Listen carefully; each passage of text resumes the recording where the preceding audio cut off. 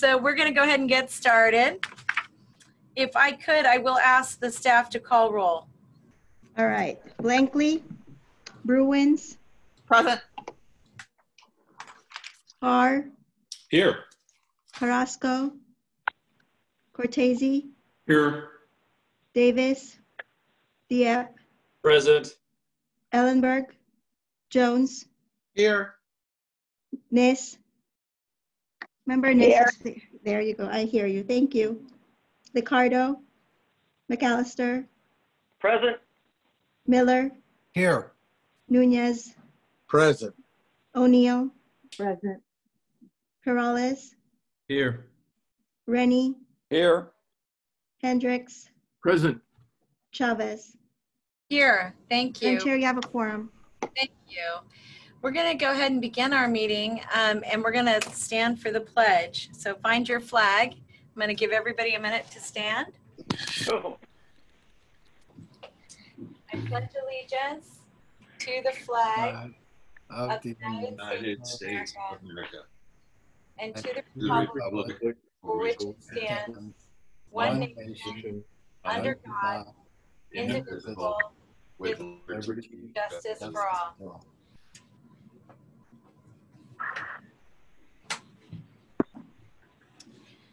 Thank you, everyone.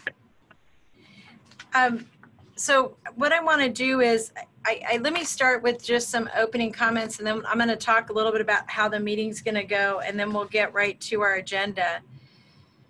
So first of all, I'm hoping that you and your families are healthy, well, and safe. And I have to say how happy I am to see so many of your faces after not seeing you for a bit. You know, we have a shelter in order place, and I know everybody's trying to attend this meeting through Zoom or teleconference. And while this may be the new normal, any kind of improvements that you'd like to see, feel free to share them with me directly or with Elaine or our board office. Just one more comment I want to make is that, you know, we have men and women who work for VTA who are part of the EOC.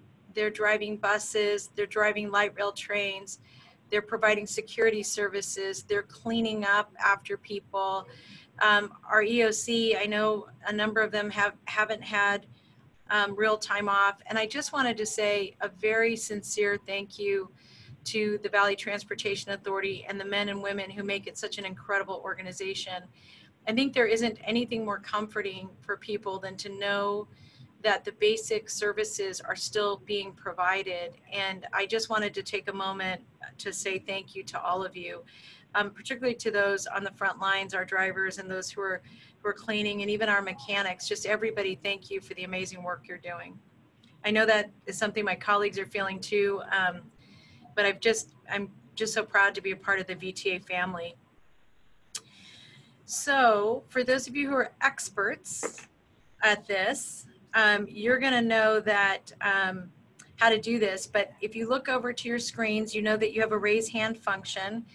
Please raise your hand. I'll talk a little bit about how this is going to go in a moment if you want to speak. If you make a motion or a second, if you could just identify yourself when you do that, it will make it easier for our clerks. Everything is going to be a roll call vote.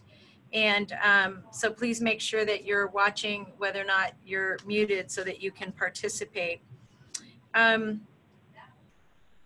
So after we finish this meeting, at the very end of the meeting or partway through the meeting, we have one item that requires a 4/5 vote. And then right after this, we have another meeting, and that meeting is really important. It'll be very brief, but it allows us to receive funds from the state and federal government as part of, through, I think it's Cal OES actually, that will allow us to receive some funding for the services that we're providing. So for the members of the public who wish to address the board, the way I'm going to do this is that as each item gets presented, the staff will make a presentation. I will go directly to public comment. For public comment throughout the whole night, it's going to be 1 minute. And then I'm going to go to the board. And the reason I want to do that is I want to make sure the board has an opportunity to hear from the public. And I think the public, as we've been having, making these changes, sometimes they feel a little left out. I don't want them to feel left out. I want us to be informed by their opinions. For items that are not on the agenda, anyway, does that make sense as a process for everyone? Any concerns or questions? Elaine, anything you're worried about?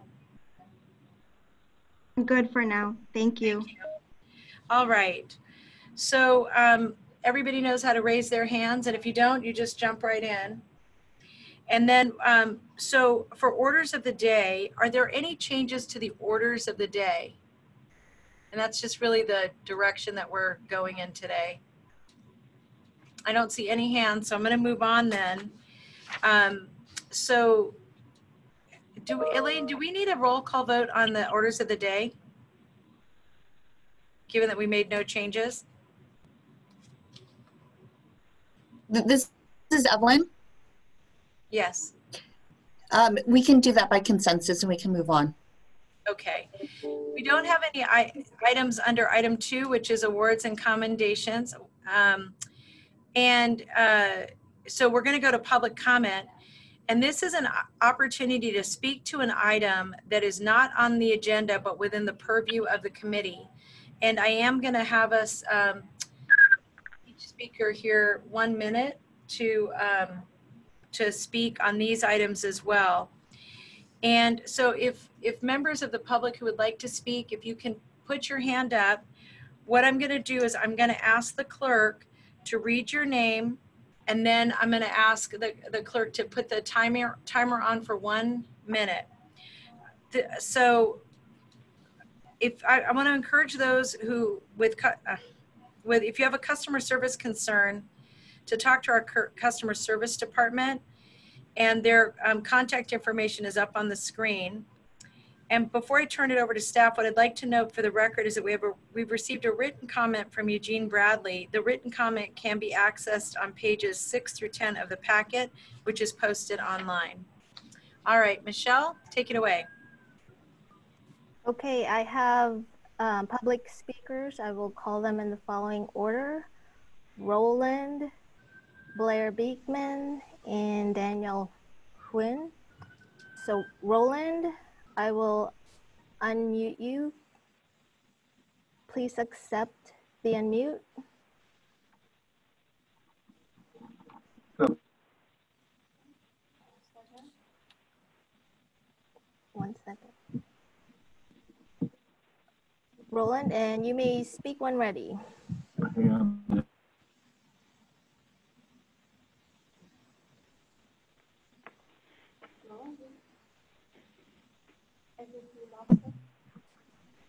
Okay, can you hear me now? Yes. Okay, so what I want to talk about is Senate Bill 797, which is the 1/8 cent countering sales tax, which as currently written is inequitable. Specifically, Santa Clara County is expected to contribute approximately $6 million a year, more than San Francisco and San Mateo counties combined, but half of Santa Clara County does not get any viable countering service. A more equitable solution could be to allocate a minimum percentage of tax revenues to the Agency for Operations and Maintenance and State of Good Repair, but each county surplus would go back to the county for local capital projects such as the downtown extension San Francisco or Derrida and double tracking to Hero in Santa Clara County. This model follows AB 1847, which proposes that 20% of revenues go to regional housing authorities and the remaining 80% go back to the originating counties. In closing, AB 1847's legislative effort is driven by ABAC, while Catherine Sales Act legislation should be driven by MTC, whose chair has indicated a preference for supporting transportation measures. Thank you.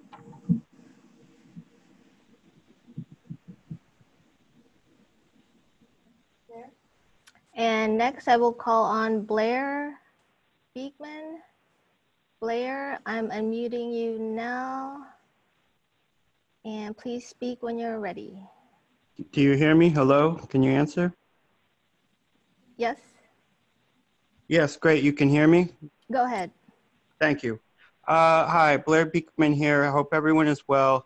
I've been spending the past month since February G&A meeting to discover how the supermajority process will be moving forward in the A&F committee. I've been fairly satisfied with what I've been hearing and understanding.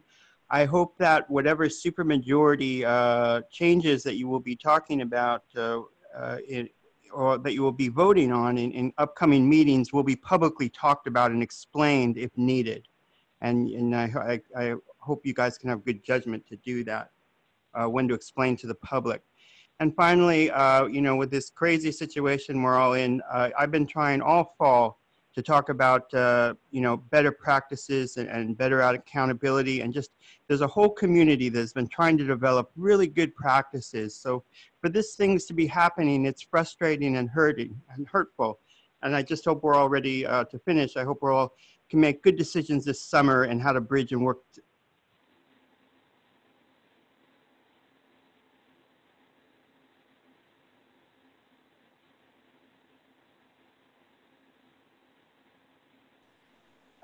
Next, I'm going to call on Daniel, followed by Monica Mellon, Hoi An Trung, and Catherine Hedges. Daniel, I am unmuting you now. Please accept the unmute. All right, can you hear me? And you may speak when you're ready. Can you hear me? Yes. Yes. Okay, thank you. I come today to this board from my home in Santa Clara during these troubling times to thank VTA for showing leadership as JFK would showcase in his book, Profiles in Courage.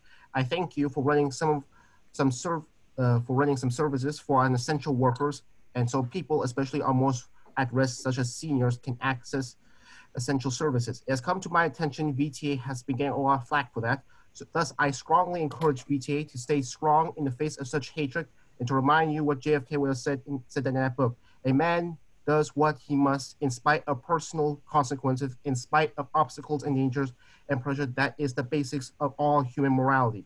Transit is essential now and after this plague is over. We must keep operations open so that people can access food and medical services, and most of all, so that our medical workers can get to the front lines to combat this plague. Thank you very much. Okay. Next is Monica Mellon, followed by Hoi An, then Catherine, and then John Courtney.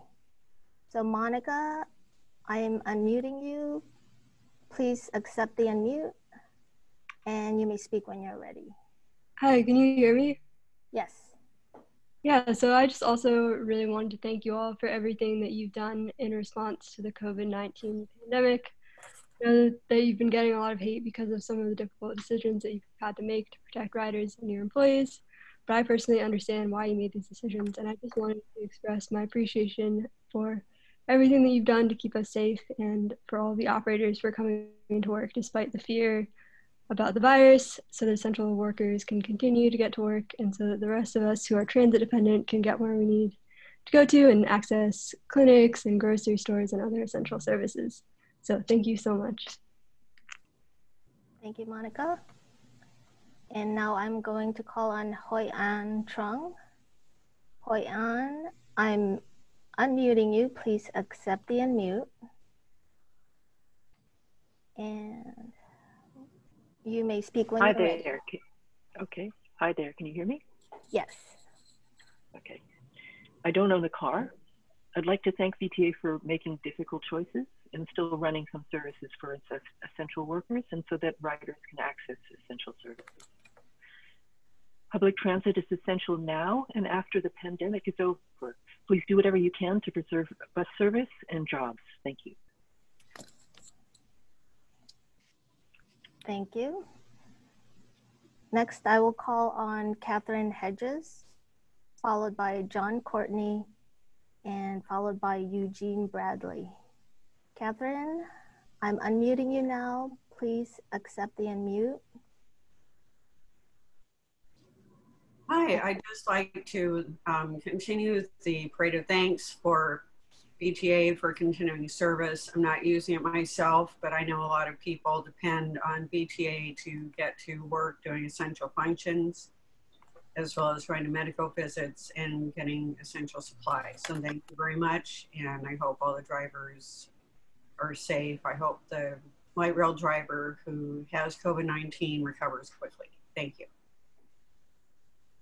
Thank you. And now calling on John Courtney. John, I'm unmuting you. Please accept the unmute. And you may speak when you're ready. There you go. Good afternoon, everyone. Good evening, actually. I just want to say, first and foremost, thank you to the ATU Local 265 drivers and mechanics who are out there every single day putting their lives and their families' lives on the line. I want to quickly thank VTA for working with us and getting some of the protections that we needed to establish a safe workplace and a safe driving opportunity, if you will. But we have to go a little bit further. Where we're at right now is we have a social distancing problem, and we have an ordinance in place from the health department that requires us as a business to put a plan in place.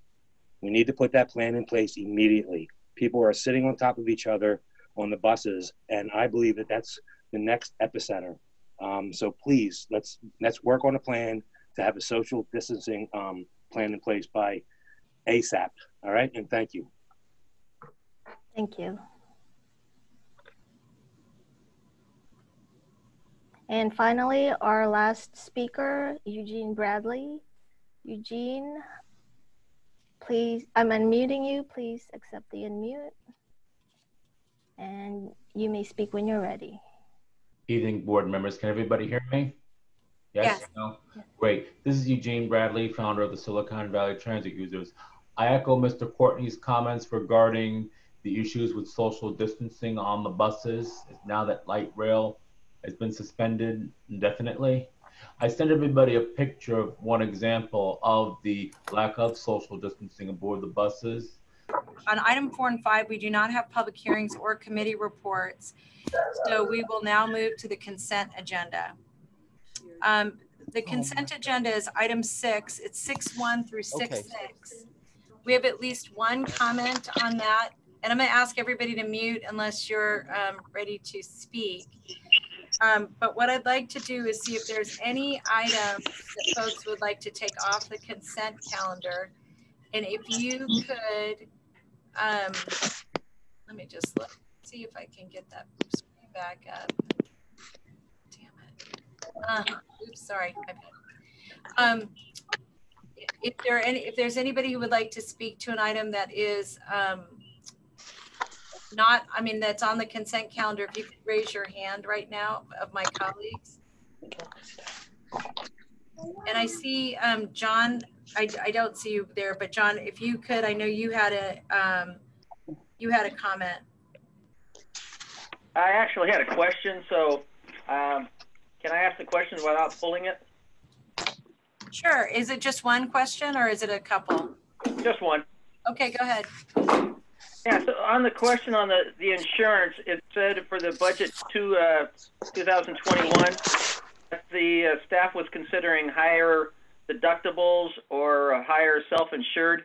And when will they start doing the process of evaluating that? And I would be curious to see the differential that would come about. Thank you. Could staff respond? Madam Chair, if I may. Yes, thank you, Raj. Thank you. I'm assuming you can see and hear me. Yes. Yeah, Mr. McAllister, the process has already started now, and we need to bind the insurance before June 30 midnight. That's when the current insurance expires. And the budget authority we have technically becomes effective on July 1. That is the reason to bring it to the board now to seek approval to bind the insurance before the current one expires. Thank you. John, did that meet your needs? Considering, I'll just take it offline and then we'll get it resolved. Do you want to leave it on consent? Yeah, we'll leave it on consent. That's fine. Are there any other questions on the consent calendar? We have one public speaker, it looks like, Madam Chair. Oh, thank you.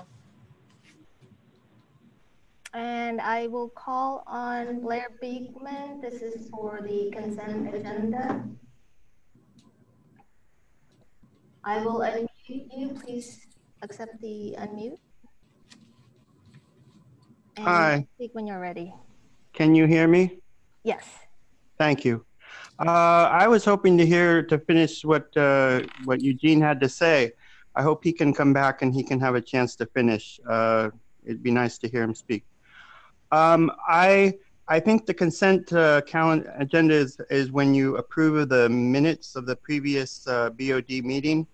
And I wanted to quickly comment that, I still hope you can be able to think about and want to practice ideas of how to have a review process for the big belly trash cans after a 60 to 90 day period, or even I'm thinking now a 45 to 90 day period. I mean, that was my great hopes, for what's possible at this time, or my hopes. And obviously that, I always have been talking about what an incredible future is possible. And now obviously that's going to be stunted a bit. But I hope that, we can take that, as I said before, and make for good practices in how to relate with each other in the following months. Thank you very much. Thank you. So we have no other comments from the public. And are there any other questions on the consent calendar? Madam Chair, one more, I'm sorry. It seems like one member of the public is having technical difficulties and would like to speak. So one moment while I find the person.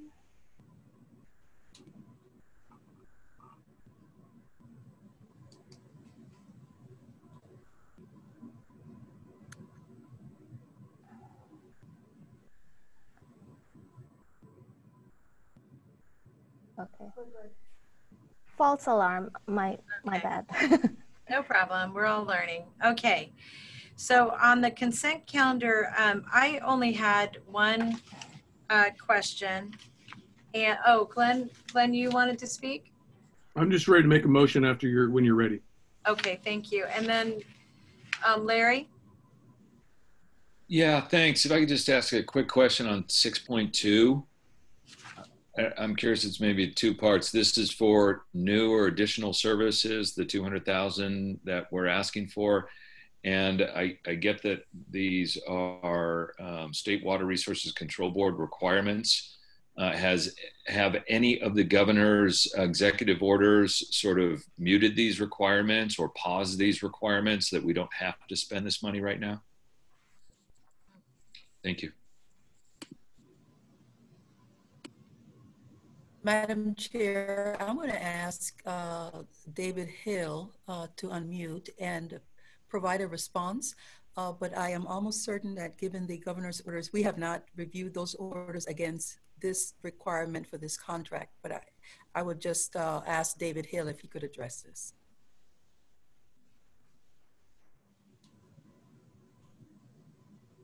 Mr. Hill, if you're calling from the phone, if you can please raise your hand so that we can unmute you.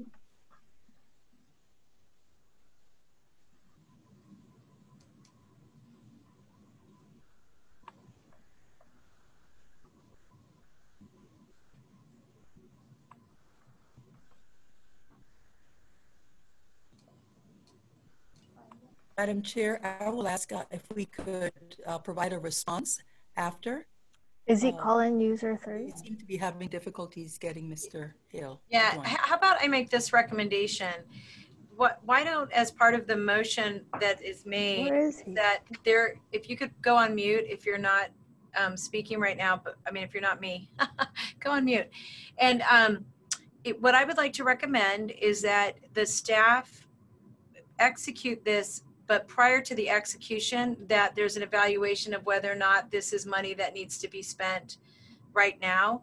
And if not, that you return to the board. If so, that you let this contract go forward. Is that all right with everyone? Or any concerns about that? Larry?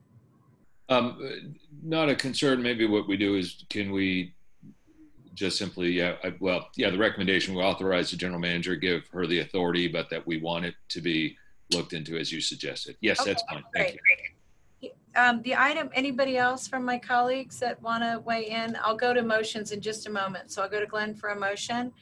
What I would like to recommend or request is that on item 6.3, this is our janitorial contract. And one of the concerns that I want to make sure that gets addressed is that we understand the way that workers are being paid when we do these kinds of contracts, whether it's security or anything else. So I don't have and didn't have, and I apologize for not asking for it sooner. I didn't get a chance to read all of this until this afternoon, but it's unclear to me the pay level for the folks and insurance and all that other information. So what I would like to request, I will not be supporting 6.3 just because I don't know the answers to those questions, but what I would like to get is if offline in an off-agenda report, we could just get that information and copy it to the board.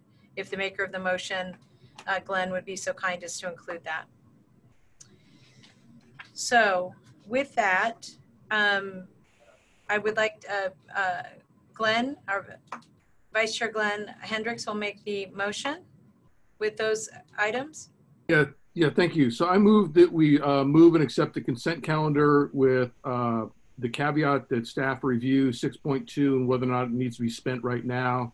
And for item 6.3, to come back in an offline report with the information that the board chair requested. Thank you. So we have a motion and we have a second. Can we get a roll call vote from the staff? Carr? Yes. Carrasco? Yes. Cortese? Aye. Dieppe? We might have to go back to member Dieppe. He's on the attendee line. Jones? Aye. Liccardo? McAllister? Member McAllister? Nunez? Yes. Perales? Member Perales, are you there? Yes. All right, thank you. Rennie? Yes. Aye. Hendricks? Affirmative. Chavez? Yes. All right, I'm going to go back to member Dieppe. Member Dieppe, can you hear me? Please let me know if you vote yes or no. We also have Mayor Liccardo, who's unable to connect in via Zoom. So what I'd like to do is ask if he's listening on the line, but if staff could work with his staff to get him. Will do. Thank you. I just wanted to note for the record, I received a text from Mr. Dieppe. He said that he said yes to the consent, so the motion passes. Aye. Do you hear me now? Yes, there you go, thank you. Okay. Thank you. All right, so we're now through consent. Well, that was lickety split. There you go. We're now going to go to our regular items on the agenda, and this is item 7.1, and this is a delegation of emergency powers to the general manager and authorizing board authorizing board action through majority board members present. For members of the public, if you'd like to speak on this item, 7.1, please raise your hand now on the app or press 9 on your phone. For item 7.1, we would be adopting 2 resolutions. The first resolution action requires the affirmative vote of a simple majority of those present voting members with a minimum of 7 votes in favor of the resolution. The second resolution action requires the affirmative vote of 4/5 of the majority of the board of directors membership or 10 affirmative votes. These are resolutions to delegate emergency powers to the general manager and authorizing the board action through a majority of members present during the COVID-19 pandemic. The full staff recommendation is shown on the screen. And Evelyn Tran will provide this report. I just wanted to say one thing to my colleagues, that the request for a lower majority rate during the COVID-19 pandemic was a request I made based on concerns that I had about how not knowing exactly what the impact of this virus is going to be on our community, and wanting to make sure that we did not stop the work being done by VTA, especially at this critical time. The second reason is that my expectation is that we would not be doing anything that would be outside of just running the business the most conservatively way we know how right now. And that if there was something that was of significance, I would consider that a breach by myself or anybody else of the intent to make sure that the institution has what it needs to keep moving forward. So Evelyn, I just wanted to make that comment because some folks were a little concerned about where it came from, and I wanted them to know it wasn't staff trying to railroad us. It was really me being concerned about making sure we had enough healthy people at any given time to be able to respond to this crisis. So with that, Evelyn. Thank you, Chair, and thank you for clarifying that for the rest of the board. So as you've mentioned, in light of the emergency situation we are facing as a result of the COVID-19 pandemic, staff is recommending that the board adopt these two resolutions temporarily granting the general manager emergency powers under two different sets of authorizing statutes to provide for mutual aid to other local jurisdictions and agencies to protect life and property and to procure goods and services. And as you've mentioned, in addition, under one of those resolutions, and if approved by the board, the requirement for the 7 affirmative votes or a majority of the membership of the board would be temporarily suspended to be replaced with the requirement that actions by the board would require a majority of the board members present and voting. At this time, I'm going to ask Carlos Oriana, our Deputy General Counsel, to present further details on the two resolutions, and I will put myself on mute at this point. Thank you. Thank you, Evelyn, and good evening, board members. As Evelyn said, the first resolution does 4 things. First, it would formally recognize the local emergency related to the COVID-19 pandemic declared by Santa Clara County and the neighboring counties in which VTA's reach extends. That's important because this resolution is under certain provisions of the government code, and under those provisions, they allow only cities and counties to declare local emergencies. But once they do that, then another local agency, such as VTA, can invoke certain powers granted by other provisions of the government code. The second thing the resolution would do is to authorize the general manager, as Evelyn said, to render mutual aid to other areas affected by the pandemic. Third, the resolution would designate the general manager as a VTA official who can issue orders or regulations to protect life, health, and property in response to the emergency. And fourth, as Evelyn said, it would temporarily lower the threshold for board action to a simple majority of those present and voting. However, if the law otherwise requires a supermajority, for example, if for a resolution of necessity for a eminent domain proceeding, that would still require a two-thirds majority vote. And as we'll see with the second resolution, it requires a continuing 4/5 supermajority of the board to continue approving of the emergency declaration. For the first resolution, there is a time limitation on all the actions. If nothing else happens, then the resolution automatically terminates 90 days after adoption. The board can always choose to terminate the resolution sooner than 90 days. And additionally, because the power for this resolution springs from the county's declaration of a local emergency, if the county were to terminate its local emergency, then the resolution would also automatically terminate. The second resolution is a delegation of authority under the Public Contract Code. Some board members or members of the public may recall that in February 2016, the board did a limited delegation of authority to the general manager under these provisions. That delegation was limited to $1 million and had additional limitations beyond what's required by the statute. That resolution before you has 4 key features. 1, it declares the COVID-19 pandemic an emergency under the Public Contract Code.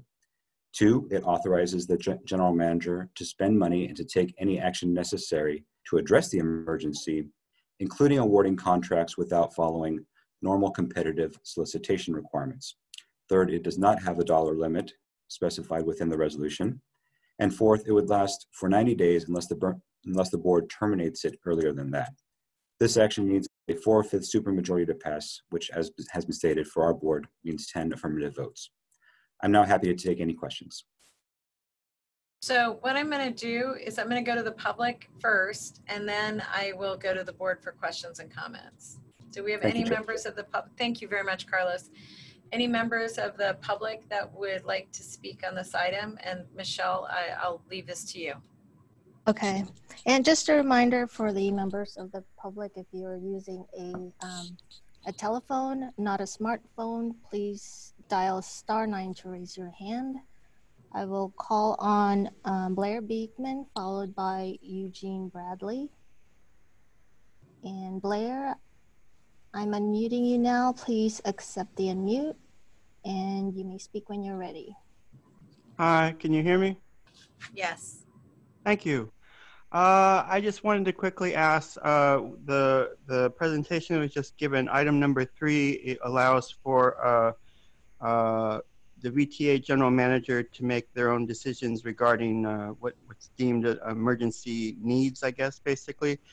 Would janitorial and cleaning fall under that? And are there any requirements for cleaning to be like now, what was once every 3 months, will that now be every 2 days, every 1 day, every 4 days?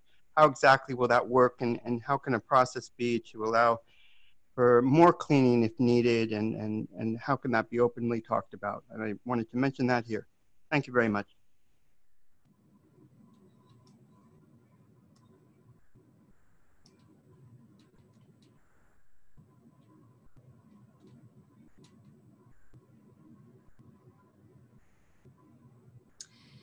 So Michelle, we have a second speaker. Everybody, it's Eugene again. I'm sorry, yes. Go ahead, Eugene. Everybody, it's Eugene again. Just want to thank VTA for formally keeping the buses running. I also support the need to declare an emergency for the COVID-19 pandemic. In addition, I've already given my comments from earlier in informal email, so I'll just end it at that. Also, I would hope that VTA would learn to secure. I can offer some tips on how VTA can better secure any future Zoom meetings to prevent what unfortunately happened earlier. Let's just say such people have already proven to be such cowards. I'll leave it at that. Thank you. Thank you, and I do want to apologize, Eugene, to you personally. I'm sorry that happened, and we'll look forward to getting tips from you. Thank you. Are there any comments or questions from my colleagues? Before I go to emotions, let me just see if there are any comments or questions on either of these items. Board Member McAllister?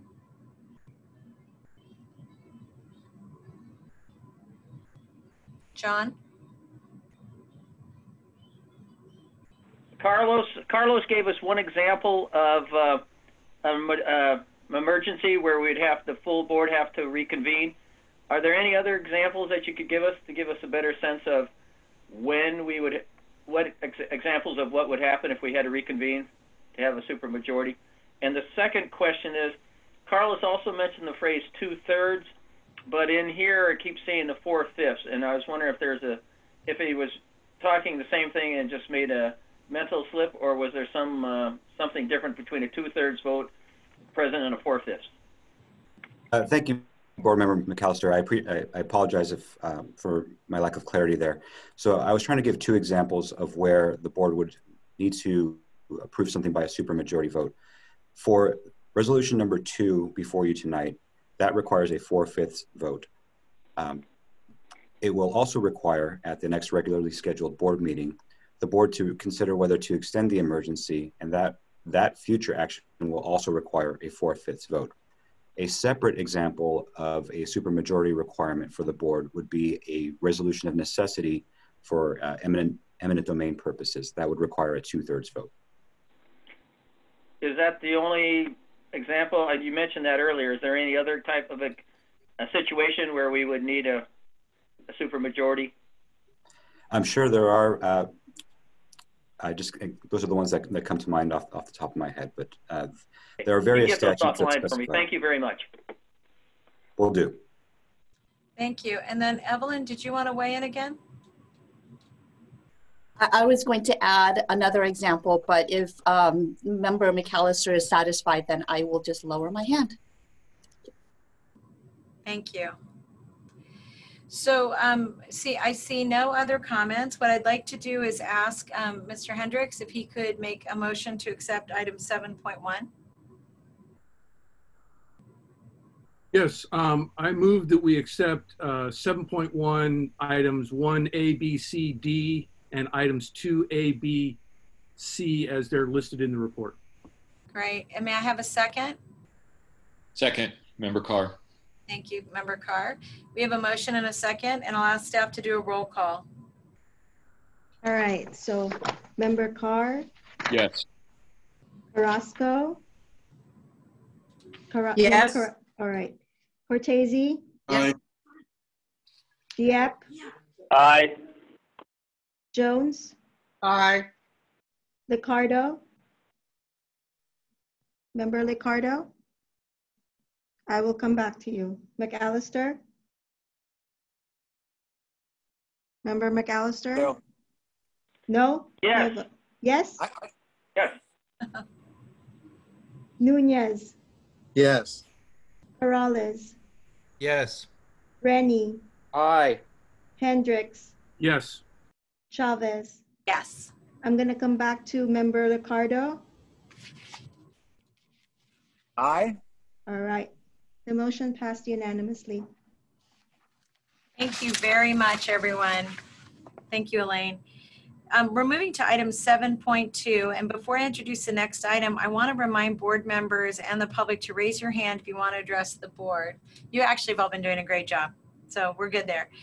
Item 7.2 is to adopt a resolution authorizing the refunding of up to all maturities of the 2000 Measure A 2015 bonds, approving the transaction documents and authorizing the general manager and chief financial officer to individually take all actions necessary to issue the 2000 Measure A sales tax revenue refunding bonds, the 2020 Series A, and pay insurance costs.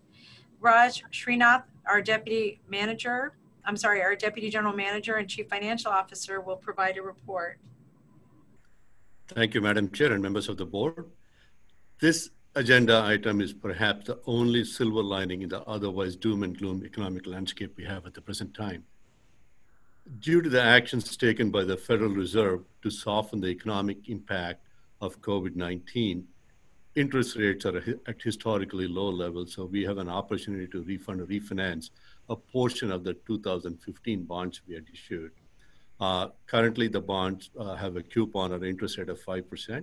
We have an opportunity based on the current information to refinance it at about 2.5 to 2.6%. And this proposal, as I said earlier, is with respect to approximately $60 million of bonds outstanding. And if we are successful, the pricing, if the board approves, and if we are successful in pricing at the ranges I mentioned, we expect to save roughly about $5 million over the remaining life of the bonds. That's on a present value basis. That concludes my presentation. I'll be happy to answer any questions. Great. Are there any questions from my colleagues?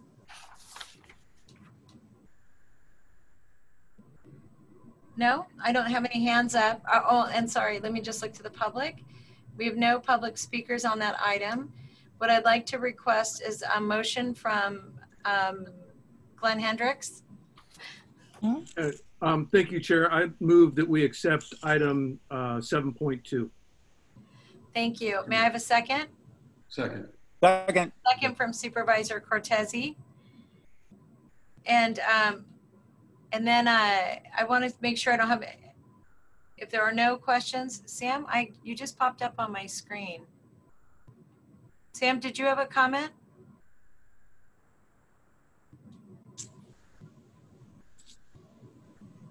Huh. All right. I don't think so. So we have a motion and we have a second. May I ask for a roll call vote? Carr? Yes. Carrasco? Member Carrasco? Yes. Cortese, Aye. Dieppe, Aye. Jones, Aye. Ricardo, Aye. McAllister, Yes. Nunez, Yes. Perales, Yes. Rennie, Aye. Hendricks, Yes. Chavez.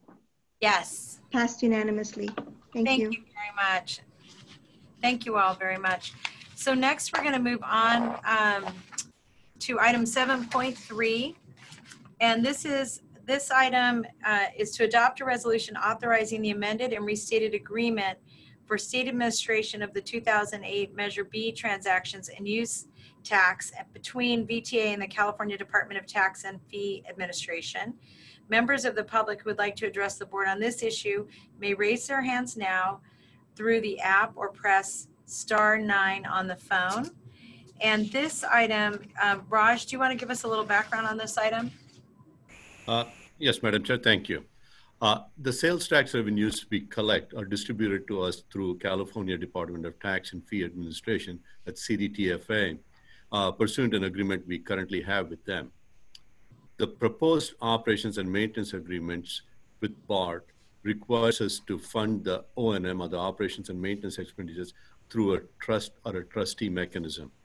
This amendment to the existing agreement we have with CDTFA would enable to set up that mechanism, wherein CDTFA would directly send the money to the trustee, and the trustee would then disperse, pursuant to a trust agreement, the required operations and maintenance expenses to BART. And after that, the remaining or the residual amounts will come back to VTA. So hence the amendment is required. I'll be happy to answer any questions on that. Great. Are there any questions for my colleagues? Are there any public speakers on this item? I see none. So what I'd like to do is, if there are no questions from my colleagues, I'd like to request a motion from Vice Chair Hendricks. I just had to get myself unmuted. Thank you. I move that we accept item 7.3. Great. And may I have a second? Second. And we have a second from Mayor Ricardo. So we have a motion and a second. Maybe get the roll, please. Carr? Member Carr? All right, I will come back to you. Yes, okay. Carrasco? Yes. Cortese? Aye. Dieppe? Aye. Jones? Aye. Ricardo? Aye. McAllister? Yes. Nunez? Yes. Perales? Yes. Rennie? Yes. Hendricks? Yes. Chavez? Yes. Motion passed unanimously. Thank you, everyone. So we're now going to go to item 7.4. This is a Silicon Valley Rapid Transit Program update. This is the last item on our agenda. And then we're going to do the same thing. If members of the public would like to weigh in, you can put up your hand or do a *9. But I do want to remind my colleagues that after this item, we're going to take a couple of other items, but then we're going to go right to our second meeting. Thank you. So no one leave. All right.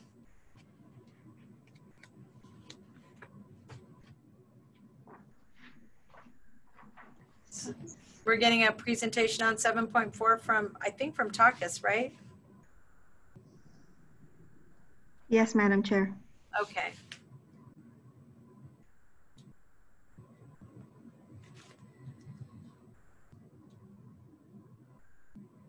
If you guys can hold on for a quick sec, they're probably trying to unmute their mics. I think it's that you have an attendee. It's on VTA SVBX.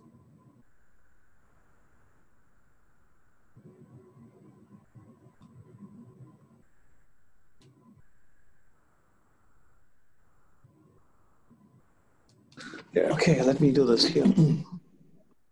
All right. Is that Takas? Takis is here. Can you hear me? Yeah, perfectly. Thank you. Okay, great. Good evening, Madam Chair and Board of Directors. I am here. I'm communicating with you from our field office in Milpitas, the California Circle, and I have with me two very important people, and I will introduce them as we're going down the points here. On page 2, my update from last month is that we are not anymore a construction organization. We have very effectively transitioned to a project, to a passenger service operation. And next to me sits Mr. Shane Edwards, who is the BART's Rail Acceptance Officer, who is in command of the site. And he reports directly to the BART Chief Operations Officer. And in a couple minutes, he will take you through a few items of this agenda.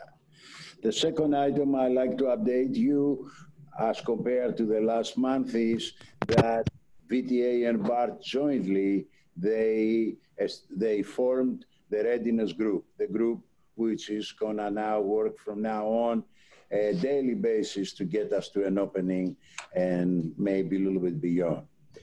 My bullet 3 is that we were okay based on the safety protocols and health protocols we follow, and we continue our work here. We are, as you know, essential service operation. For that, we stay uninterrupted. We didn't have any labor stoppages, none of this. The fourth bullet on my page 2 is that in a few minutes, you're gonna see the discrepancy resolution is on target, and we're really making our goals for this month. And the last bullet is to update you that trains are running from Warm Springs to Milpitas and Berryessa. And sometimes they are running in a different hours and so on. They are not passenger trains, they are all BART trains, but for testing. For what we felt was end training. For what was important for us to notify the community and the stakeholders around the corridor. And I believe I haven't received any complaints. I don't know if the general manager has received any complaints. I think so far so good. For that now, I would like to take you through my presentation to page 4 directly, if I can, Elaine. Which is the framework is what I told you before. Don't use it as a schedule, but as a framework to go there. And some of you recall that we did have some targets, call them those diamonds there. And I'm pleased to tell you that we have 3 green diamonds and only 1 red. For that, I will allow Shane Edwards now to share with you on this chart a couple significant progress accomplishments we had the last 3-4 weeks since he took over here. Shane? Thank you. Directors, the highlights of this are really where we need to focus on the ATO, where you see the under pre-revenue training and operations. We have full ATO on the system right now, and that allows us to start the training and then the pre-revenue operations simulation. So those 2 dates are the critical ones that need to be in everybody's mind. That's April 6th for train operator training and familiarization, and then pre-revenue operations simulation begins on 4/20. And when he's referring ATO, stands for automatic train operations, which is really the last stage to assure the trains are running on automatic.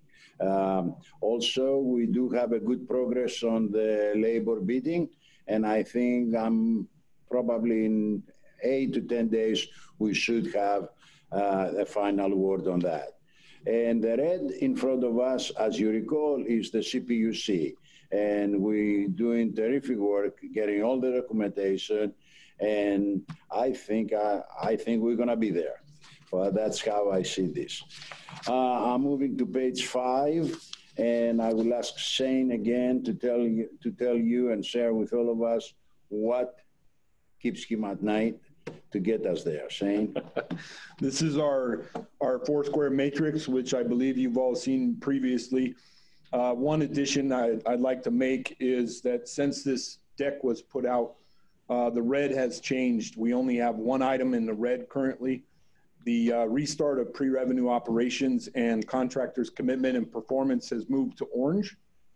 That being said, the CPUC safety certification accelerated schedule, that's going to remain red for a while, only because of the importance of it to this project and what it means for the finalization and revenue service.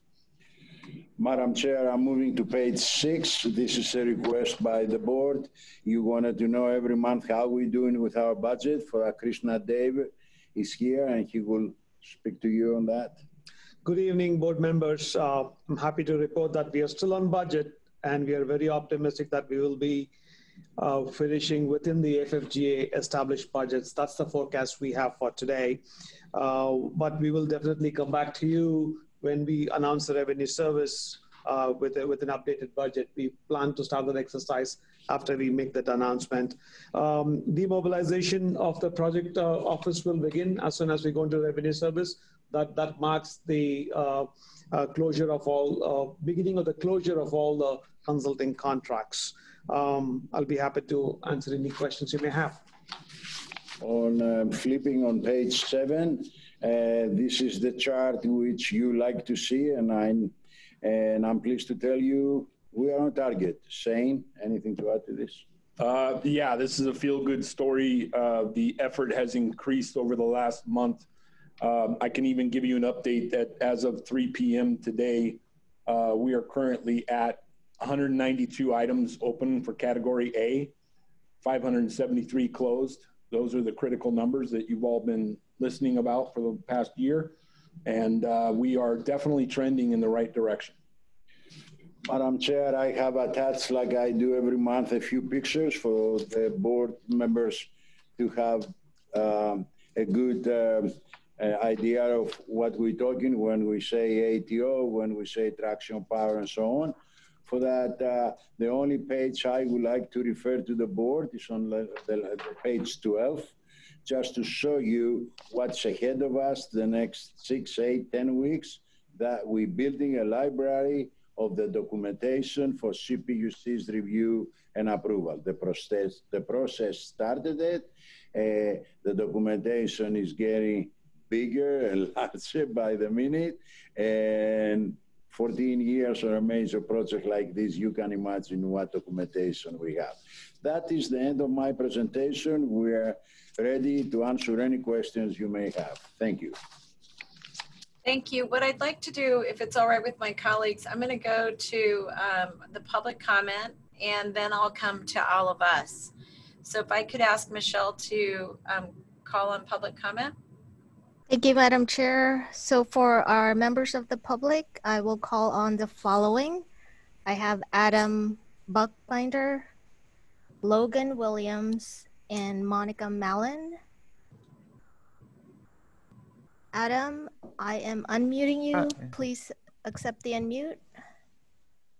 And you may speak when you're ready. Thank you. Hopefully you folks can you hear me? Yes. Excellent. Sorry, this is my first time doing a Zoom call. Thank you. This is my, pardon me.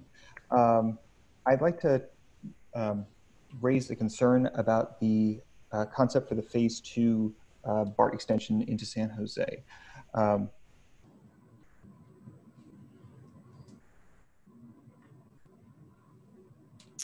Adam, we lost you.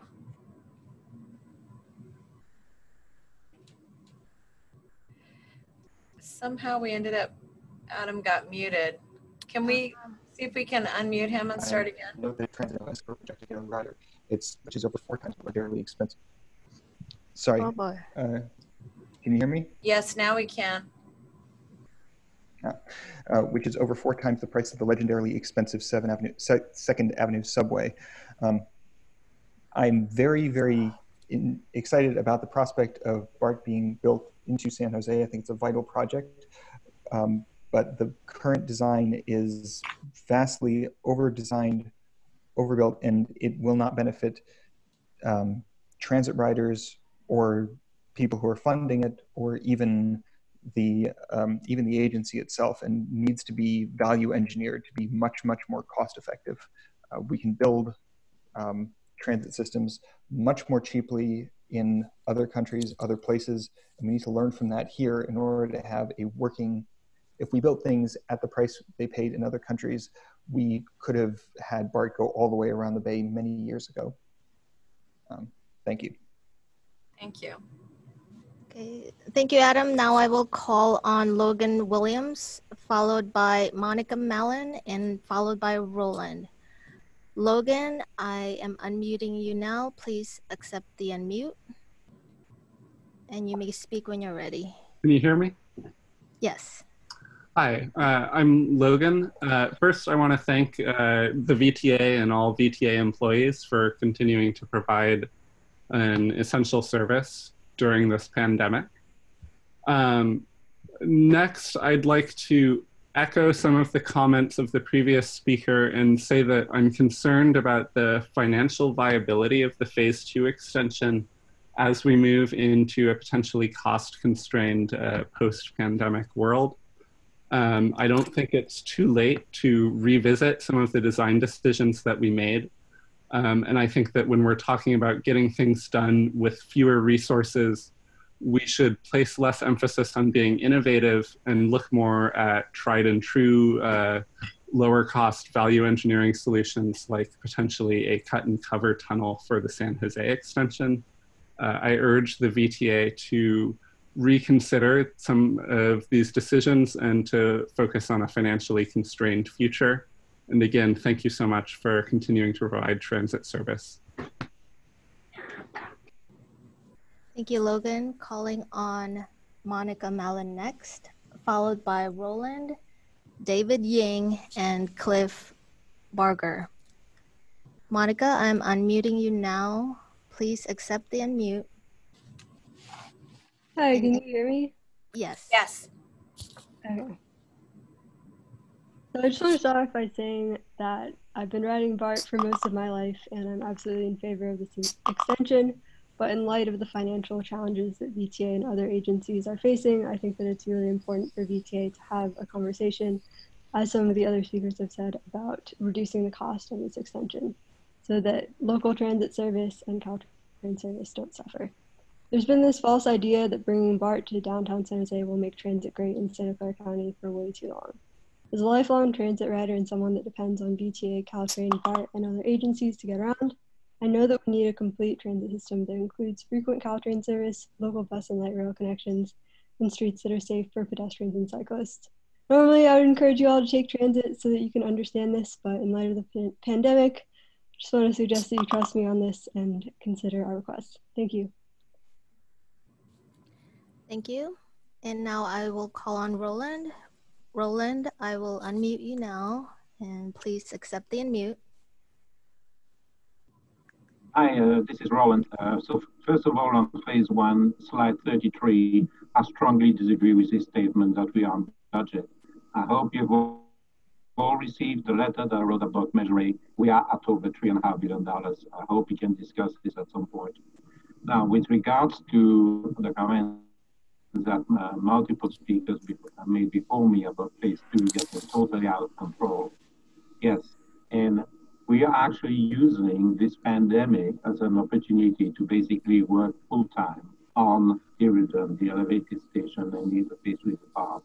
And the single board tunnel is giving us massive problems because it has been moved out of Santa Clara. It needs to move back to its original location, which is to South Santa Clara, and then everything, everything slots in together. The situation we have got right now is that we have had to raise the airport connector, and the airport connector is now going to start interfering with the future Google Foundation. And this is something that we have resolved 8 years ago, and I really want us to wind the clock back and go back to square one. Thank you. Thank you. And I will call on the following members of the public in order: David Ying, Cliff Barger, Stephen Dunbar, and Eugene Bradley. David Ying, I'm unmuting you now. Please accept the unmute. And you may speak when ready. Hello, can you hear me? Yes. Great, hello. As a VTA writer, I'm very grateful that VTA currently is providing essential service through this pandemic. That said, I do want to also express my concern with the phase 2 tunnel design that is currently proposed. The previous speakers have talked about financial issues, and I completely agree with that analysis. I do want to focus on the convenience of the design, though. As someone who would use that extension to get to work in downtown San Jose, having to use a elevator, escalator, or many stairs to enter or exit the station would be, well, pretty inconvenient to say the least, especially because of the additional length of the mezzanine on top of the vertical trip as well.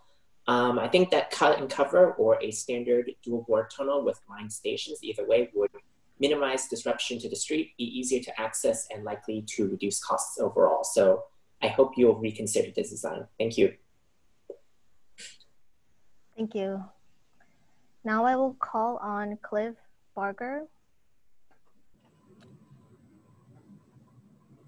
I'm sorry, Cliff disappeared. So I will call on Stephen Dunbar.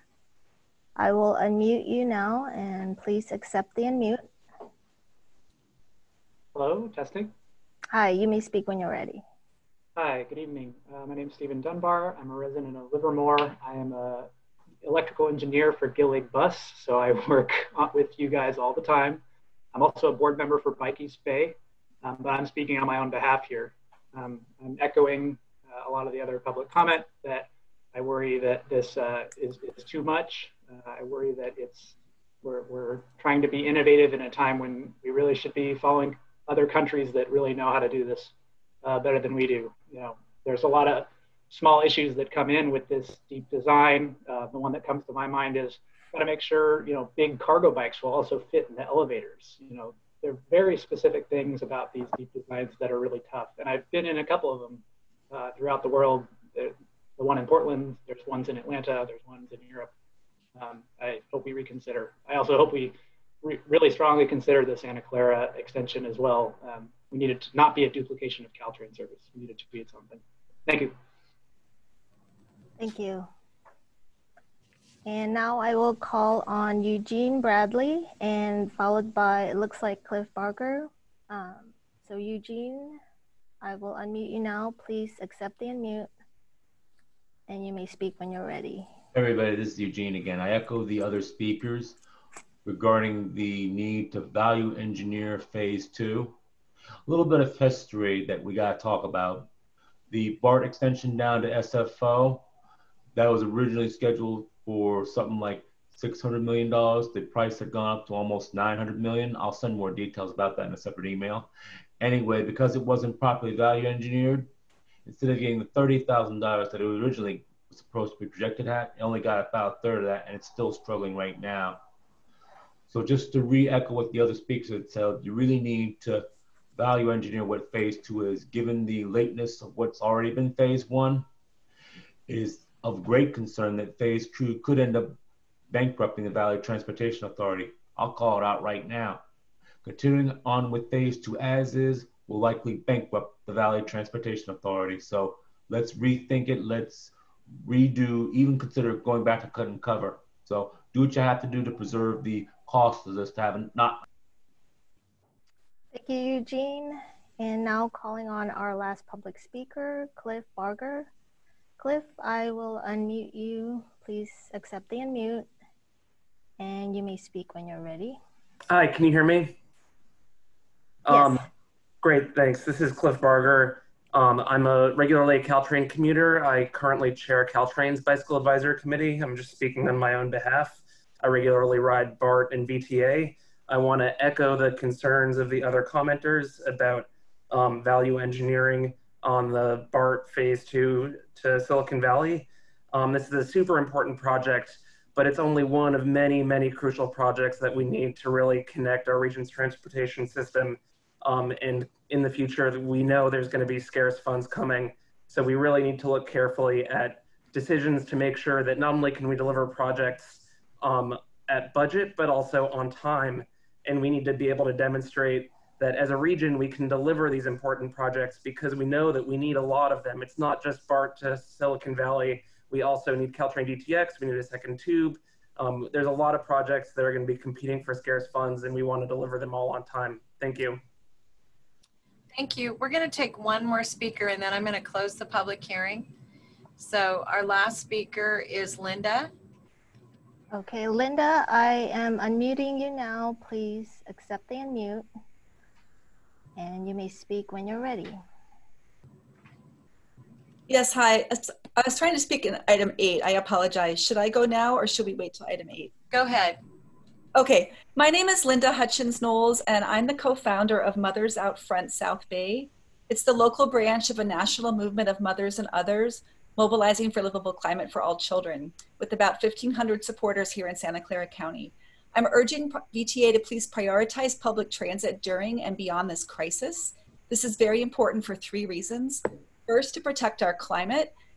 Transportation, as you know, is the #1 driver of greenhouse gas emissions. We must have public transit to reduce greenhouse gas emissions and protect our air quality. Second, we need to enable workers, essential workers, to get to their jobs. They're relying on this, and transit-dependent folks to get to the grocery store and the pharmacy. And finally, we need to transition in this moment to aprovechar, take advantage of this moment to move from fossil fuel dependent cars to public transit. Thank you. Thank you very much. We're now, let me just see if we have any questions from my colleagues. Seeing none, we'll accept this. There's no action that needs to be taken. We're going to move on then to our general manager, our general manager's report. Thank you very much, Madam Chair and members of the board and the public virtually. Before I present my report, I just wanted to ask that you save April 17th at 9 a.m. in your calendars. We have requested that the board chair convene a special board meeting, and that day we're going to receive a presentation on BART Phase 2, and we'll have an opportunity to further discuss some of the issues that were raised here today by members of the public, as well as questions that you all have had. Okay, so now I want to transition to the topic of that's top of mind, and that's the COVID-19 response. I have to say that we are facing uncharted grounds here. These are very challenging times, and it has made us realize how much we take for granted. So I am glad that all of you were able to join us today. It also made us realize that as we provide essential service, that the people who are delivering that essential service are people too. From the very onset of this pandemic, even before the WHO had declared it a pandemic, we have been monitoring this. And every decision that we have made to date has prioritized the health and safety of VTA employees and the transit customers. Like everyone else, it's an unprecedented situation. And our employees who are not at work have had to be off, whether that's because they're sick, or they're taking care of loved ones, or they're doing their part to social distance and work from home.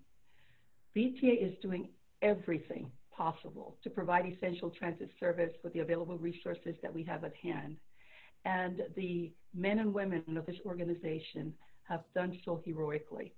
I also want to commend our bus, light rail, and paratransit operators who are at the front lines every day, living up to the title of essential, as well as the maintenance staff who go above and beyond to make sure that the travel environment is sanitized multiple times each day. We're providing an essential service, and it has been recognized by many of the speakers here this evening. And that essential service is to get the essential people who are making things happen, who are trying to get to services, and who are helping us stock up so that we can, as we shelter at home, we have all the things that are necessary for us to be able to do so. We continue to enhance our cleaning efforts. We're wiping down frequently touched surfaces throughout the day on all our buses. We suspended light rail, and it gave us an opportunity to do deep cleaning on light rail and also on our paratransit vehicles. Our operators have been provided with hand sanitizers, and now they have N95 respirators upon request. VTA was the first transit agency in the Bay Area to introduce the whole concept of rear door boarding only. And we stopped collecting fares so that we could promote the social distancing measures that were determined in the order that we received from the public health directors. And of course, that helps reduce the spread of the COVID-19. The latest legal order focuses on further and more stringent measures to social distance, and we're adapting to this, limiting the number of people who can board our buses. We have developed a plan for crowd management. We've worked very closely with our transit police, our operations personnel, as well as our safety personnel. Crowding is a problem. We don't have sufficient personnel to provide the level of service that we had rolled out on December 28th, and we've had to right-size that service. So not only because of the demand, but the availability of staff to deliver that service. We have been posting information asking the public to make sure that if they're taking a trip, that it's an essential trip. We are pleased to provide that trip, and we want to continue doing so, but we need everyone's help. This is a very delicate dance, and I can't stress enough how important it is that we reduce the overcrowdedness by those who do not have to use our services for an essential reason. And that would help us better deliver that service and get people who need to get to their destination so that they can help others or provide for others can be accomplished. As this health crisis continues to evolve, the other thing that has been impacting VTA is the ridership. We've seen a significant decrease in our ridership. And for this reason, we had to develop a new plan that we rolled out on Monday, March 30th. The emphasis was to reduce service so that we could better align that service to the demand, also to the recognition of the availability of personnel. And that service is similar to what you would experience on a Sunday, but slightly modified. We have several routes that do not operate on Sunday, and those will operate during this modified service. Some of the changes that we made and we posted, the bus service ends at 9 p.m., except the line 22 currently. The suspension of express bus service with the exception of express bus 14 and the 181. And of course, as all of you know, I had to suspend light rail service on March 26th after one of our operator trainees tested positive for COVID-19. So although this was not an easy decision, we recognize that we have a responsibility. We have a responsibility to the safety of our employees and safety of the public. To that end, the light rail cars have undergone, as I indicated previously, a deep cleaning, and we will be reinstating light rail service on April 9th, which is next Thursday, on a very limited schedule from 6 a.m. to 6 p.m. on weekdays only, Monday through Friday. In addition to overall bus and light rail ridership declines, we've also seen a significant decline on our ADA paratransit services. VTA is reviewing requests from the county and its EOC on using some of that excess capacity to help transport vulnerable populations to medical appointments as well as medical professionals to get to work. And we'll keep you posted on some of these community efforts that we are currently engaged in, either directly through requests or through the county EOC. And now to some better news. On March 27, the Coronavirus Aid, Relief, and Economic Security Act, known as the CARES Act, was signed into law after the passage by the House and Senate. Included in that law is $25 billion for public transportation agencies throughout the entire nation. And the funding is specific for COVID-related expenses. The MTC, which is our Metropolitan Planning Organization for this Bay Area, and representing the 9 counties and 27 operators, estimates that $1.3 billion of that amount will be available to the 9-county Bay Area. The distribution of the Bay Area funding is currently under discussion. MTC has identified several scenarios for distributing the funds, and we're still in discussion as to what the final disposition of that would be. the plan is that once there is an agreement, that it would be presented to the MTC commissioners for a vote later in the month, this month. We're going to continue keeping our employees and customers updated on using all of our communication media on things that we're doing to make our service available to them and to continue keeping them safe. And we're also going to be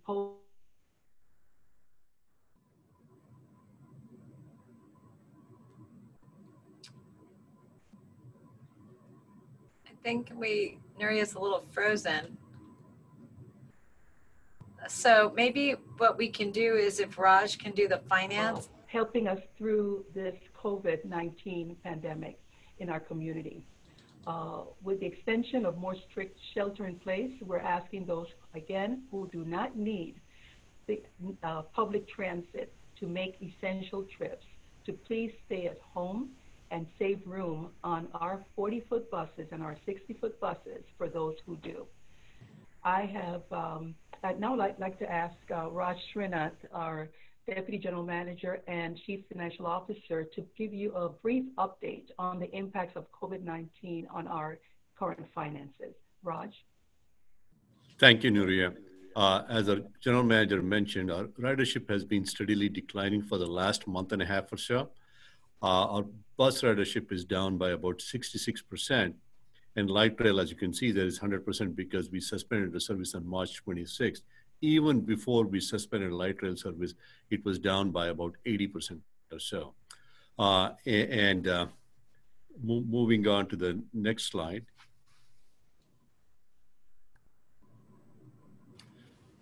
These are some preliminary financial impact projections we have. Loss of fare revenues. We stopped collecting fares on March 16th, so we are losing 100% of the fare revenues, which roughly is about $3.25 million per month. And VTA depends for almost about 85% of its operating expenses on sales tax-based revenues. There are various measures that support our operations. And based on some of the forecasts we have done, and this is kind of consistent with what the other operators around the Bay Area have done as well, we do see this is a monthly decline. We do see a decline of about $13.5 million per month starting April, but March also we saw a significant decline, but it was not for the entire month of March. But anyway, and the toll revenues too, on 237, we've stopped collecting tolls, so that's another loss of a revenue of about $650,000 per month. And the other revenues include some of the parking revenues, some of the advertising revenues, and some other small, on one hand, interest rates have come down, which is good news. We can refinance, but it also means some of our short-term investment, we are going to be earning a little bit lower. And some of the additional cleaning supplies and labor costs we have incurred is about $500,000 a month. So total, we expect to lose, both in terms of lost revenues as well as additional expenses, about $18 million a month. Let me stop there. If I have any, I'll be happy to answer any questions. So before we go to questions, we have 3 speakers on this item. I'd like to take those 3 speakers, then I will go to the board. What I'm going to do is each speaker will get 1 minute, and I'm going to ask, as once we get to Eugene, that we'll stop accepting new speakers. But to begin with, let's go ahead and start, and I'll let Michelle guide us. Thank you. Thank you, Madam Chair. And I will call on the following in this order: Monica Mallon, Jamie Minden, followed by Blair Beekman. And Monica, I will unmute you now. Please accept the unmute. And you may speak when you're ready. Can you hear me? Yes. Yeah, so as a transit advocate, it's obviously been really hard to see the revenue losses that transit agencies have been experiencing as a result of COVID-19. At the beginning of this year, I was hopeful that transit service might improve sometime in the next few years, but now that hope is obviously gone. Historically, in response to financial issues, VTA and other transit agencies have decided to cut service and increase fares. And I would just like to ask that you do everything that you can to preserve service. Transit is essential now, and it will continue to be essential after the pandemic is over. and we will still be in a climate crisis after the pandemic is over. In some of my previous comments earlier in this year, I've mentioned that car ownership costs about $8,000 per year.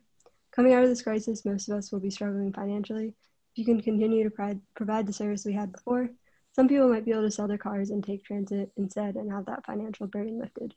Please prioritize transit. Thank you. Thank you, Monica. And now I will call on Jamie Minden. Jamie, I will unmute you. Please accept the unmute. Can you hear me? Yes. Okay, hi, I'm Jamie Minden. I'm the co-founder of Silicon Valley Youth Climate Strikes, and I would firstly like to thank you for making the difficult choice and still running some service for essential workers so that people can access essential services. Public transit is essential now and after the pandemic is over. I know you have a lot to consider right now, but I would also like to encourage you to do everything you can to prevent bus and light rail cuts.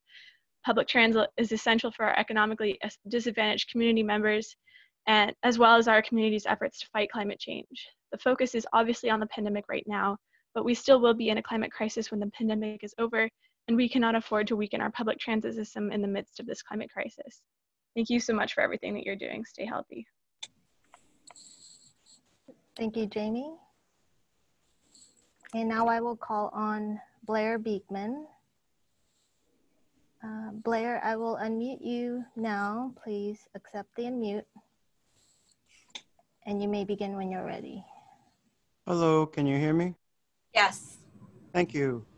I wanted to comment on the general manager's first words about there will be a April 17th meeting about the future of BART into downtown San Jose.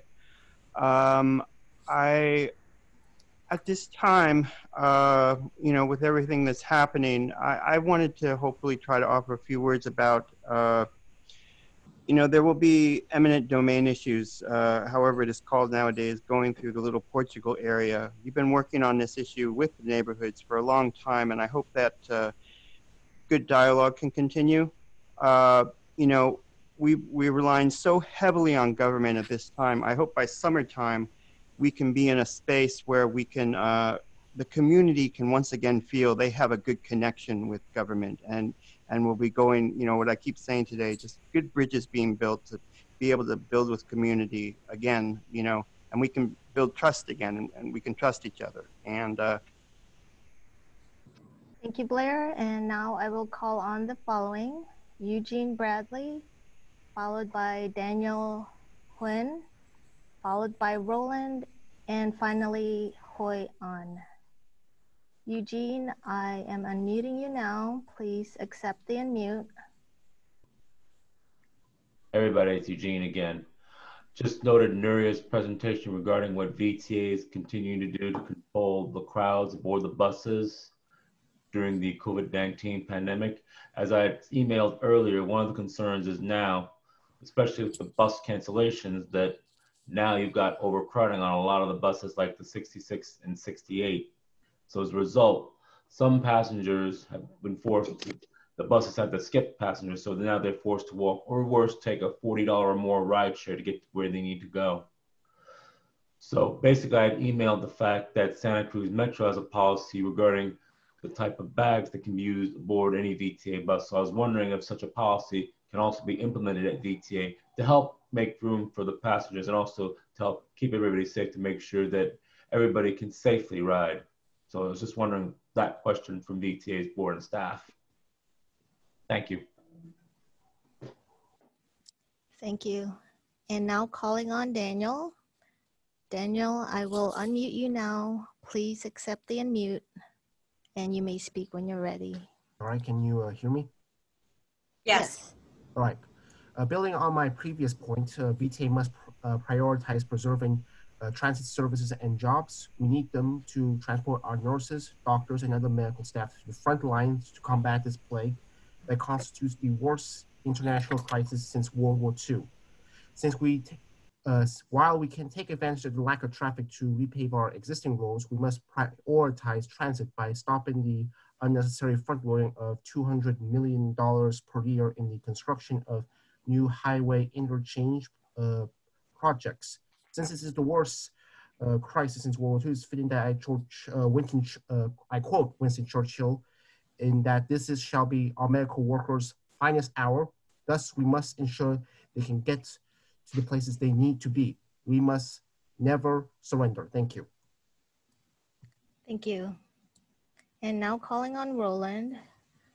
Roland, I'm unmuting you now. Please accept the unmute.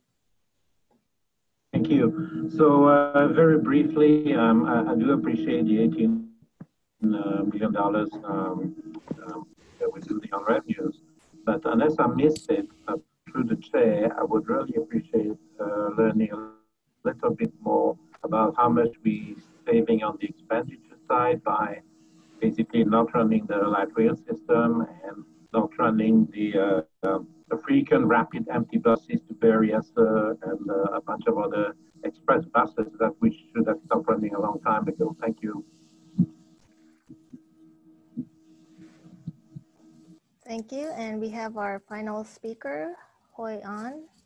Hoi An, I'm unmuting you now. Please accept the unmute. Hi, can you hear me? Hi, yes. Yes. Okay. My name is Wyan Trung. Let's see, nearly a third of all transit commuters are essential workers, 33% statewide and 31% in the Bay Area. I want to thank the drivers who have been risking their lives to provide essential service. Again, I don't have a car. Many of us throughout the county, including myself, are out of a job. Once the shelter-in-place order is over, many of us will depend on public transit to look for work and to get to work. If cuts are made to public transit, tens of thousands of students not old enough to drive will have to depend on a family member to drive them to school. And traffic, which was already terrible pre-COVID-19, will get way worse. If cuts are made to public transit, we will not reach our climate goals. Emissions will go up. We need to use this moment to transition away from fossil fuels. We must increase and improve public transit. Please do whatever you can to preserve public transit. Thank you. So with that, we're through public speakers. I'll now go to my colleagues, Mayor Liccardo, and then John McAllister. Sam? I'm going to try to unmute myself here. Okay, can you hear me now? Yes. Okay, great, thanks, sorry.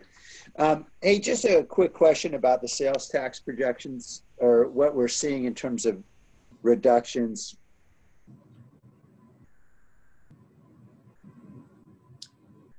Sam, we've lost you.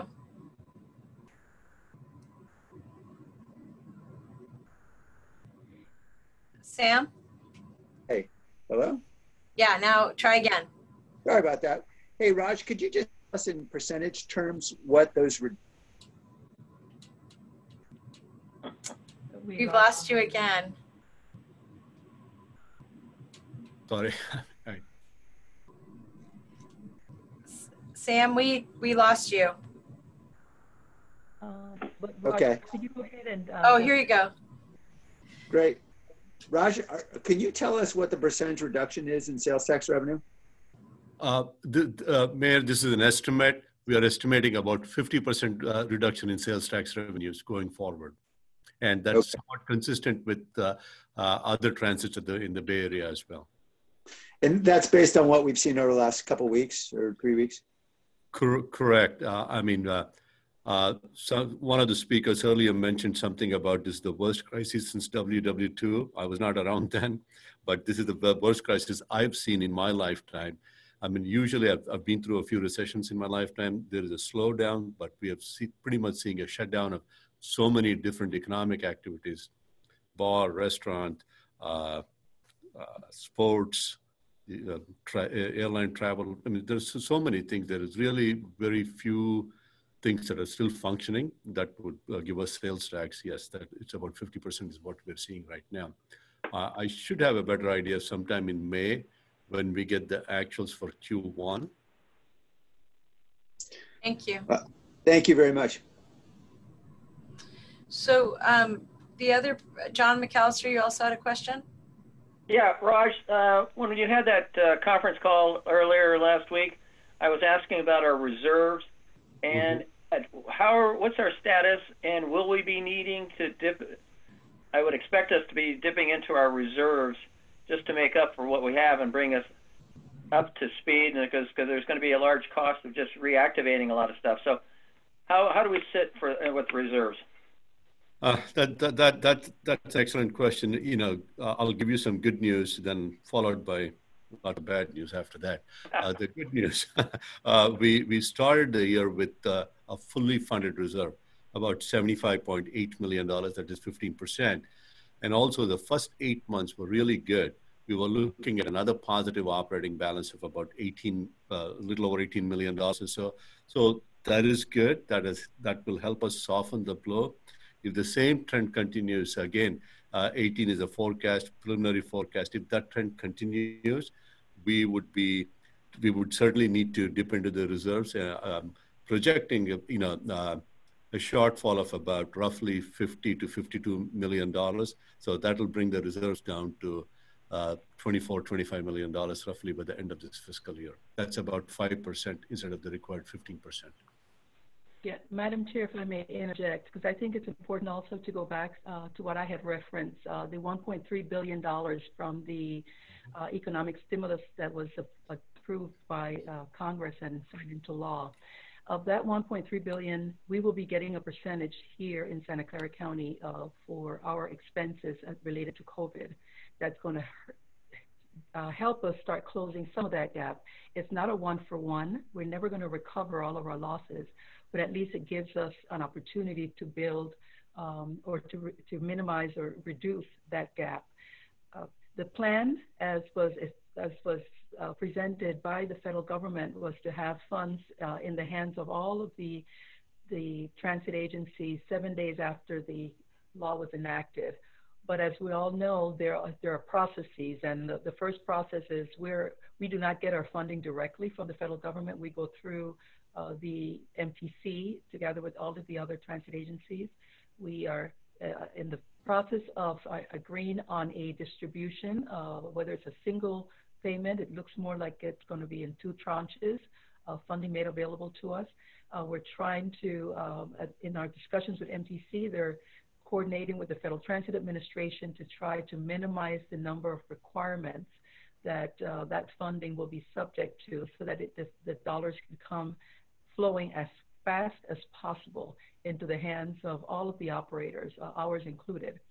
So as Raj described our situation and where we would see ourselves if this trend, if this pandemic continues and the stress on the economy is with us for a longer period of time that goes beyond December, we do know that there's going to be funding available through the federal government.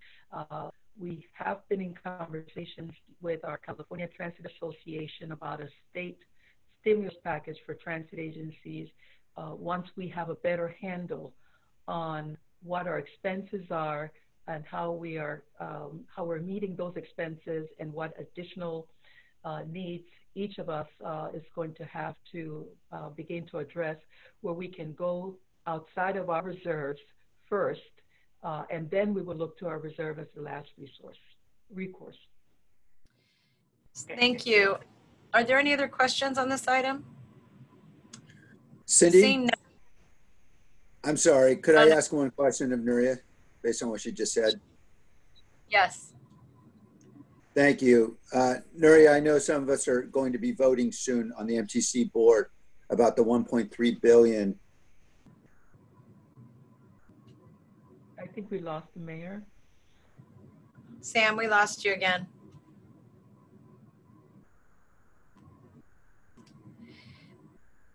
So, Nuria, while Sam's coming back on, I think the question that is on our minds is, what do we need MTC to do in order for VTA to be in the best possible situation, so that our members on that board who sit on our board have a sense from you about what you're advocating for at MTC and what we'd like their help advocating for?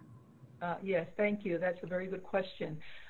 We, together with the operators in the MTC Bay Area, have identified a preferred scenario for the distribution, or I guess I should say the apportionment of the funds of the 1.3 billion. And MTC is going to finalize that. I think that we have an opportunity to share that information with our three MTC commissioners that are also happen to serve on our VTA board. I think it's important that we provide you with the information. It's going to be public information, but at least share with you how the allocation, what our intents are in applying those funds, and where we see shortfalls. The process right now, and I don't want to provide a lot of details because it hasn't been finalized, and I want to give MTC an opportunity to finalize and send us back the consensus approach. But the process as it stands today is for us to receive funding in tranches, and the first tranche of funds will be based on a series of criteria that will receive a 60% of those funds allocated based on a user criteria, with the second tranche available for what we have labeled, for lack of a more scientific word, as the true-up. Once those of us have a clear picture of what our losses have been on the sales tax, because we wouldn't see those reports till late spring, early summer, and then we'll come back and compare what we receive against what our losses are, and then go for the remaining of the funds in that funding package that they have in the 1.3 billion. So it's going to be in a two-step. We'll provide more information when that becomes available, and we will be talking to you all, to those of you who sit on the MTC board, and of course, Madam Chair, so that you clearly understand what we're getting, what our shortfall is, and what we should be positioning for in the second go-around once we have better numbers and more actual data to support our ask. Well, just as a follow-up to that, and I really appreciate Nuria and Raj and the leadership they're trying to play at MTC, but to be clear, if MTC were to use a traditional formula, we would be receiving money based on our population. We have colleagues in different parts of the Bay that is not advantageous to, so they are looking for different formulas. And I say that because one of the challenges I think we've had with MTC, and one of the opportunities that we have this go around with MTC, is to determine whether or not MTC as a body understands the importance of Silicon Valley. I want to just thank very much Jeannie and Sam and Dave for really working hard to make sure that VTA is considered a priority there. But as you know, the center of the earth here is isn't the north part of our 9 Bay Area counties, and we're trying to move it more to the south. So I would just say I know that the board would be anxious to support our MTC advocates and leadership that serves on MTC, and really, Nuria, the direction that you are giving us as well. Thank you. And then, John, did you have a comment you wanted to make? Your hand was up. No? Okay. Actually, you're moving, but I can't hear you. Oh, okay. I had some other questions for the general manager, but not on this particular topic. Okay, so what I'm going to do on this item is I'm going to close this item up. This is item 8.1. I want to remind everyone that we have one more meeting right after this, so don't go away. On the chairperson's report, the only thing I wanted to say was a very sincere thank you to the men and women who clean our buses, fix our buses, drive our buses, and/or light rail, who are doing all kinds of work to protect the health and safety of our community, to everybody on the EOC, and really to Nuria and her senior team for really just doing an incredible job. And you know, for everybody who's coming to work, even though they're nervous and afraid, I just want to say a very sincere thank you again from the board to all of the leaders in our organization who are making it possible for us to keep providing service. Item 8.3 is items of concern and referral for administration. Are there any items of concern or referral? Seeing none, are there any announcements? Seeing none, I'm going to close this meeting.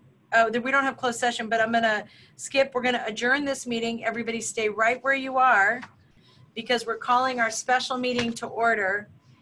And what I don't know is, do I need to do a roll call again for this special meeting? Elaine? Let's just do it real quickly, Madam Chair, if that's okay. Absolutely. Okay, Blankley, Bruins. Here. Carr. Yes, I'm here. Carrasco. Cortese. Still here. By the way, Carrasco's here. Thank you. Davis. Dieppe. Still here. Ellenberg. Jones. Here. Nis. Ricardo. Present. McAllister. Miller. I'm still here and John just didn't unmute. Okay. Nunez. I'm present. O'Neill. Present. Corrales. Still here. Rennie. Here. Hendricks. Present. Chavez. Here. We have a quorum. Thank you. I am now calling the VTA Board of Directors special meeting on for Thursday, April 2nd, 2020 to order. We already know who's still on the call. We have action item 2.1. This is a designation of VTA's authorized agents for California's Office of Emergency Services funding. We have only one item on this agenda, and that is to adopt this resolution designating the VTA General Manager, the VTA General Manager, Chief Financial Officer, and VTA General Counsel as VTA's authorized agents for receiving state and/or federal assistance as required by the California's Office of Emergency Services. Raj is here to answer any questions. So if there are any questions from, anybody from the public who would like to speak on this item, I see none. I'm going to move to my colleagues. Are there any comments or questions from my colleagues? I see no hands up, so I'm going to ask for a roll call vote on this item. And I'm going to ask for a motion from Member Hendricks. Yes, thank you. I'd move item 2.1 to designation of VTA's authorized agents for California's Office of Emergency Services. Second. We have a second for Member Carr. Thank you. Roll call vote. Carr. Yes. Carrasco. Yes. Cortese. Yes. Dieppe. Aye. Jones. Aye. Ricardo. Aye. McAllister. I'm here, Howard. Yes. Nunez. Yes. Corrales. Yes. Rennie. Yes. Hendricks. Yes. Chavez. Yes. Motion passed unanimously, Madam Chair. Thank you. I want to thank each and every one of you for being with us tonight and for attending the meeting. Please, please, please be careful, be healthy, and help us all flatten the curve. Thank you, everybody. Have a good night. Good night. Thank you, everyone. Thanks, Good Cindy. night. Thank you. I don't get the Howard thing, Lon. What gives?